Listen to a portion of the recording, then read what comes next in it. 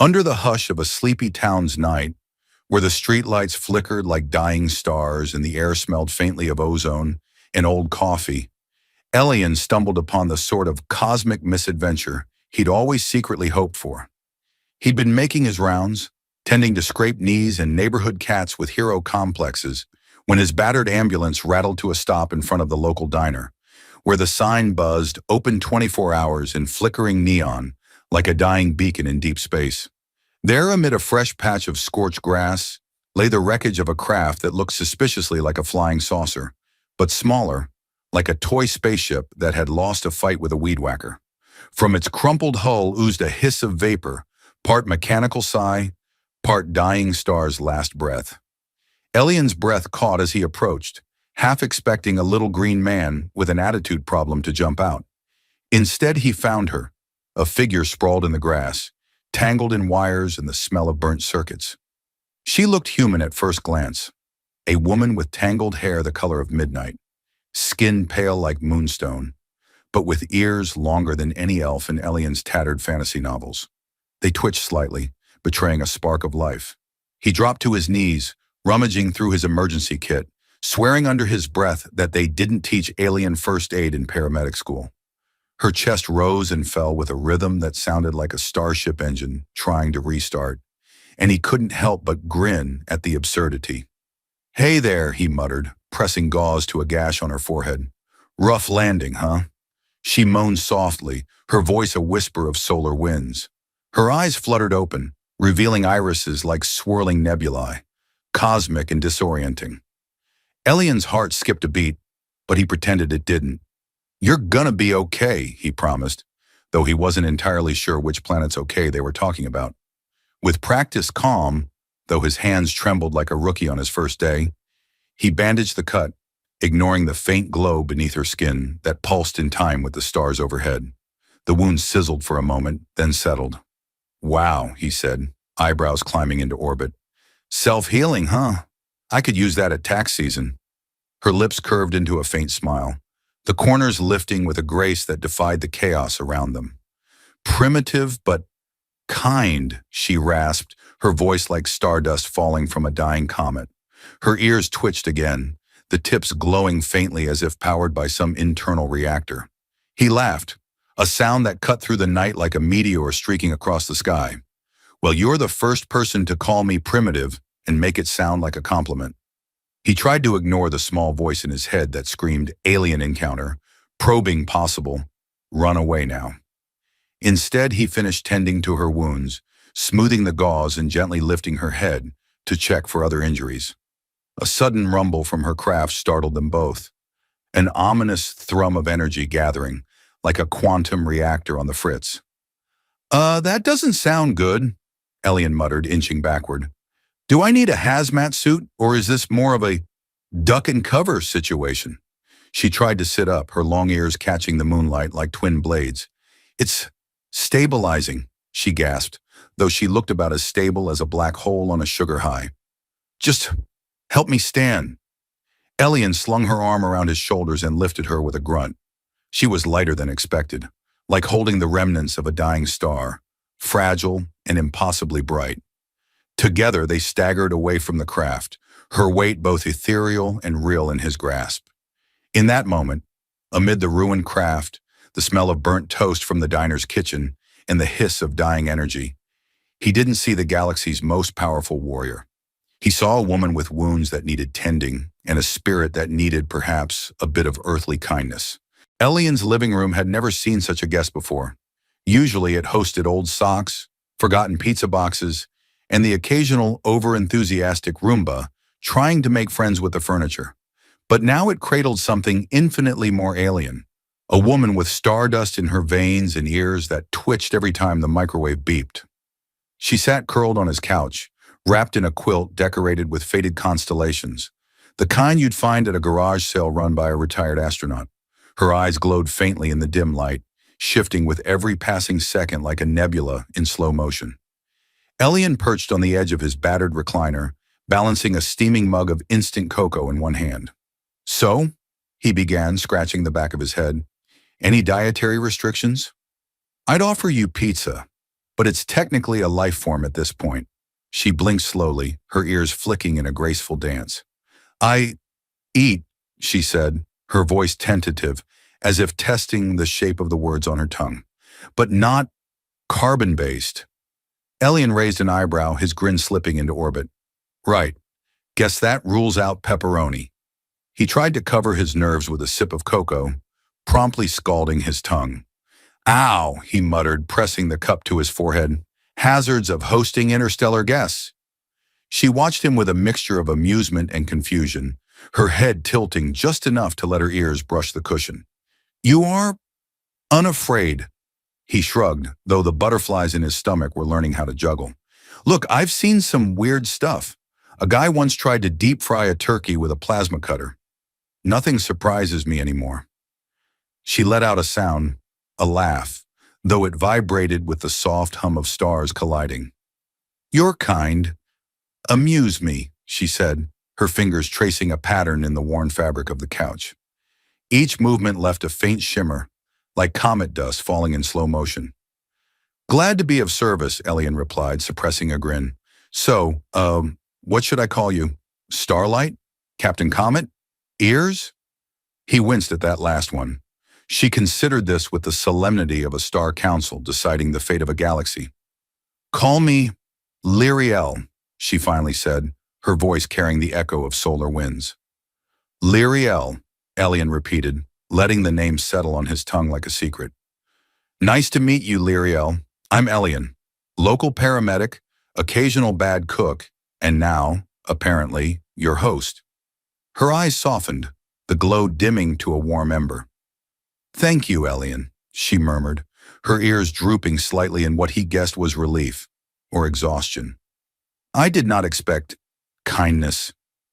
Hey, it's kind of my thing, he said, trying for a casual shrug. I fix people up, usually humans, but hey, new experiences. She managed a smile, a real one that crinkled the corners of her eyes and made her seem almost human. Your technology, she began, gesturing vaguely at the humming refrigerator and flickering overhead light, is quaint, he snorted. Yeah, well, don't get too attached. The microwave's older than I am. Outside, the night stretched on, a vast tapestry of stars waiting to swallow them both. But inside, amid the clutter and the mismatched blankets, a strange comfort settled between them. Elian leaned back, sipping his cocoa like it was the finest drink in the galaxy, while Lyriel nestled deeper into the couch, her long ears drooping in a way that made him want to tuck them under a blanket. So, he said, breaking the silence with a grin, any chance you've got a universal translator? Or are we stuck with charades? She laughed softly, and for a brief moment, the stars themselves seemed to hold their breath. The days that followed turned Elian's tiny apartment into a cosmic playground of the absurd. Lyriel, with her long ears that twitched at every microwave beep and her eyes that glowed like dying stars, took to exploring every nook and cranny of her new, temporary home. Her curiosity was both endearing and catastrophic, like a kitten with a particle accelerator. One morning, Elian woke to the unmistakable scent of something burning. He stumbled, half awake, into the kitchen and found Lyriel hunched over the toaster, poking at its charred remains with a butter knife that glowed suspiciously. I tried to analyze the primitive energy converter, she said, looking sheepish, or at least as sheepish as an interstellar warrior Empress could look. It seems inefficient. Elian ran a hand through his hair, stifling a laugh. Yeah, we call it a toaster, he said, prying the knife from her hand before it decided to detonate. It's not exactly high-tech. It barely makes toast without setting off the smoke alarm. She frowned, her ears drooping in a way that made him want to hand her a puppy and a blanket. Primitive, she muttered, though he caught the hint of a grin behind her words. The rest of the day was no less chaotic. He found her studying the television like it was a relic from a dead civilization, her eyes wide with fascination, and maybe a little fear. When the local news anchor declared a 50% chance of showers, Lyriel leapt behind the couch, muttering something about hydro-displacement weaponry. Relax, Elian called, wiping tears of laughter from his eyes. It's just rain, Earth's harmless version of planetary cleansing.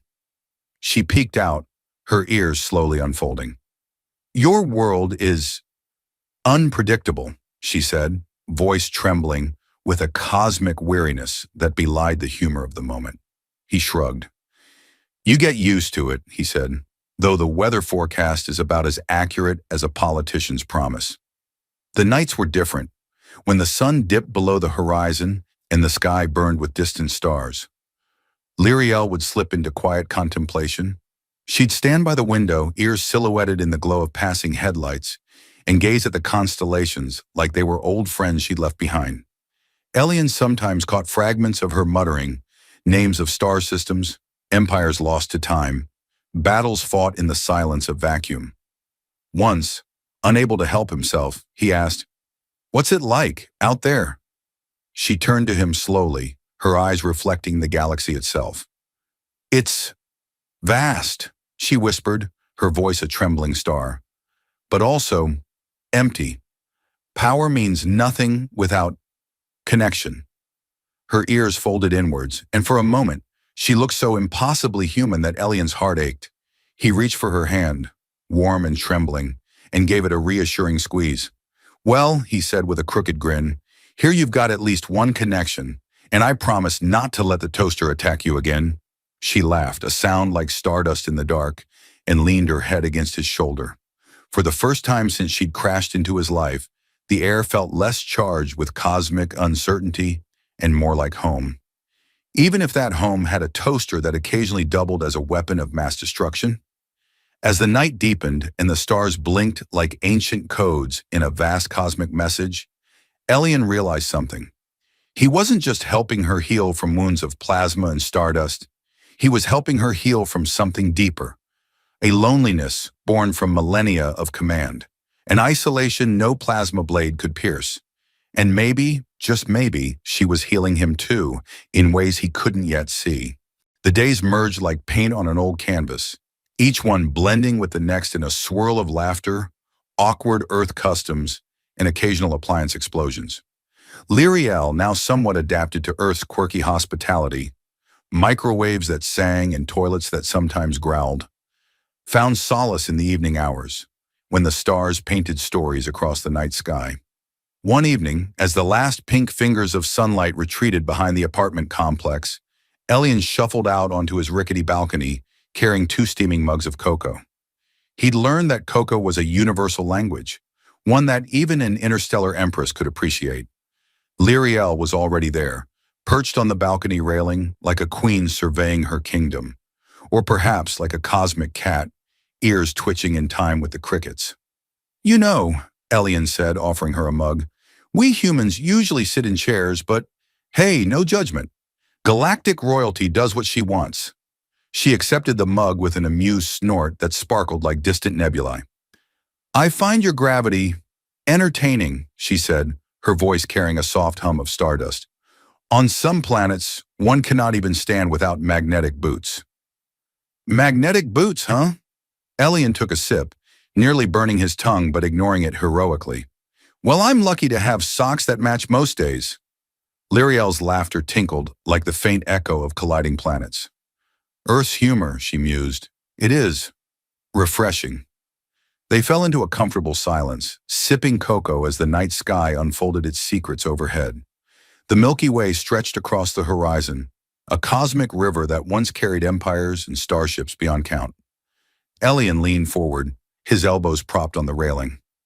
"Tell me about the places you've seen," he urged. "I mean, I've barely left this state. My idea of adventure is trying to find a parking spot at the grocery store." Lyriel's ears twitched, and her eyes grew distant, glowing with ancient light. "I've stood on moons where the air sings," she began, her voice a melody that could have tamed black holes. "I've danced among the rings of Chrysalia, where lightning speaks in tongues older than time. I've watched entire suns weep in the silence of cosmic wars." She paused, her fingers tracing the rim of her mug, eyes flickering as memories danced behind them. Elian tried to imagine it. Stars that cried, moons that sang, lightning that spoke. His head spun with the wonder of it all. "And here I thought my ex's chili recipe was intense," he said, grinning. Guess that's just a small taste of the universe, huh? Lyriel blinked, her long ears unfurling as a laugh escaped her lips. Your universe is strange, she admitted, her smile tender. But it is honest. A plane roared overhead, its blinking lights like an insect compared to the grandeur she spoke of. Lyriel watched it with a fondness that surprised Elian. So small, she whispered, yet filled with so much hope. Yeah, we're a stubborn bunch, Elian agreed, his grin softening. We burn toast, we argue about taxes, and we can't agree on pineapple pizza.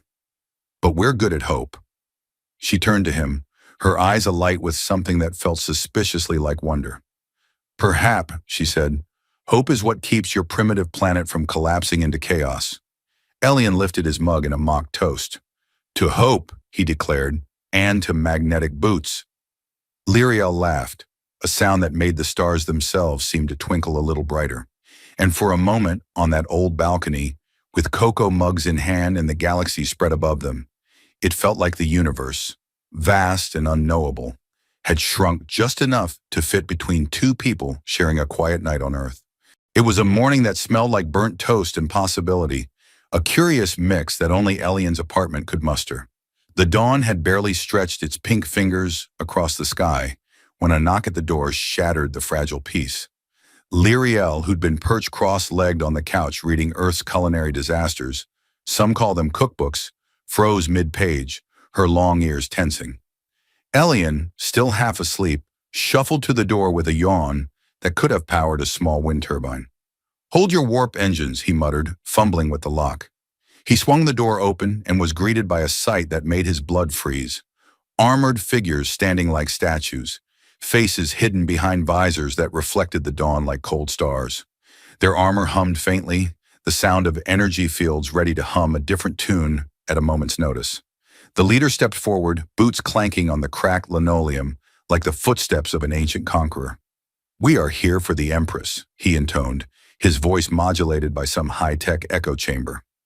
Elian blinked. Empress? You mean Lyriel? She's busy learning how to make pancakes. Come back after lunch. Lyriel was on her feet in a heartbeat, ears stretched high, eyes glowing with a light that turned the air to molten gold. She stepped forward, her presence suddenly vast, as if the entire galaxy had shifted to make room for her true self. I am Lyriel, Empress of the Nebular Realms, she said, her voice like a supernova wrapped in velvet. And I will not return. The soldiers tensed, energy weapons whirring to life. Elian, still holding his favorite coffee mug, stared at the scene like a deer caught in a starship's headlight. Guys, he tried, voice cracking. Maybe we can talk this out. We've got waffles. Lyriel's laughter was a melody of cosmic storms, fierce and bright. Elian, she said, her eyes softening even as her aura burned brighter. Stay back. She lifted her hand, and the air itself bent in deference. A ripple of energy spread from her fingertips, crackling like the birth of a star. The soldiers faltered, their weapons flickering, armor trembling under the weight of a power no technology could measure. Elian clutched his mug tighter. I'm guessing this is one of those "you're about to see something cool" moments, he quipped, heart pounding like a faulty engine. Lyriel smirked, a dangerous, beautiful curve of lips that promised both destruction and grace. You always did have a talent for understatement. With a flick of her wrist, the corridor filled with a light so bright it might have been mistaken for the birth of a new sun. The soldiers staggered, their weapons drooping, their armor sagging like old tin cans. Lyriel's long ears glowed, catching every spark like living antennae. I will not be taken, she said, her voice a command to the universe itself. The soldiers stumbled backward, the leader barking orders in a language older than Earth's continents. Their weapons fizzled, then died. Retreat, he cried, his voice trembling with the realization that they were nothing compared to her. As the last of them vanished in a flash of jump light, Lyriel's shoulders sagged. She turned to Elian, her cosmic glow fading like the afterburn of a meteor. I didn't want you to see this, she whispered, her long ears drooping low. Elian set his mug on the windowsill and stepped forward. Well, too late for that, he said, his grin lopsided but warm. But hey, at least now I can brag that I survived a showdown with the galaxy's most powerful warrior and lived to drink my coffee. She laughed, a soft, uncertain sound, as if learning how to smile all over again. And in that laughter, the galaxy itself seemed to exhale. The dust had barely settled from the cosmic showdown when Elian found himself standing in the doorway, staring at the woman, no, the warrior, who had crashed into his life like a comet, trailing stardust and danger in her wake. Lyriel's long ears drooped slightly as if the weight of her entire empire had settled on them, and her eyes glowed with a dimmer, softer light than he'd ever seen. He stepped toward her, cautious as though approaching a feral star. "So," he said, voice pitched somewhere between a laugh and a sigh, "that was pretty intense." She lifted her gaze, a slow, hesitant smile playing at the corners of her lips. "Intense," she echoed, her voice carrying the memory of 1,000 dying suns. "That's one word for it." Elian's grin widened. "You're lucky I didn't charge you extra for the fireworks show." A laugh, soft and uncertain, tumbled from her lips, a sound that made his chest ache with an emotion he couldn't quite name. She folded her arms across her chest, her long ears twitching as if scanning for more threats, though the apartment was now quiet except for the hum of the ancient fridge.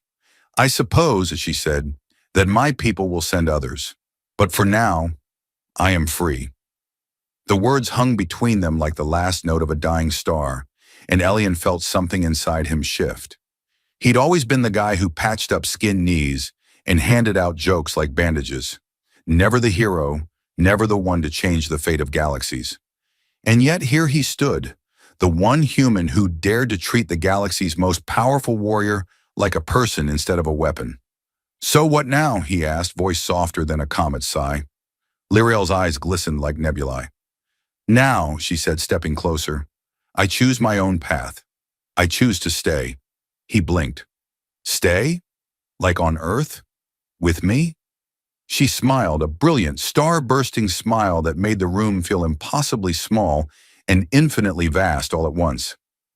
"If you'll have me," she said. Elian didn't hesitate.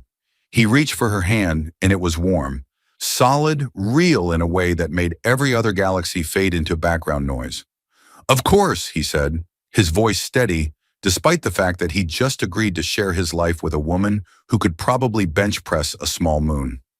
Outside, the dawn was breaking, the sky a canvas of pink and gold.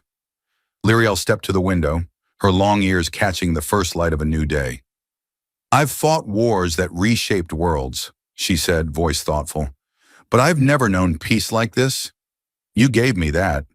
He joined her at the window, bumping her shoulder with his in a way that made her laugh, a sound like stardust tickling a comet's tail. "Hey, someone had to show the Empress of the Nebular Realms how to make a decent cup of cocoa," he teased. Her smile softened, and she leaned her head against his. "Thank you, Elian," she murmured, her voice gentle as the dawn, "for seeing me, not just the warrior."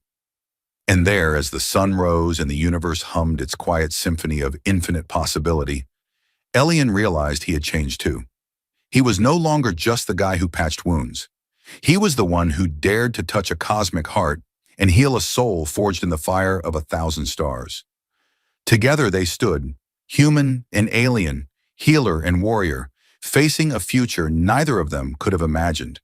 And in that quiet space between heartbeats, where the universe holds its breath, they knew that even the mightiest Empress sometimes needed the simple, healing touch of a friend.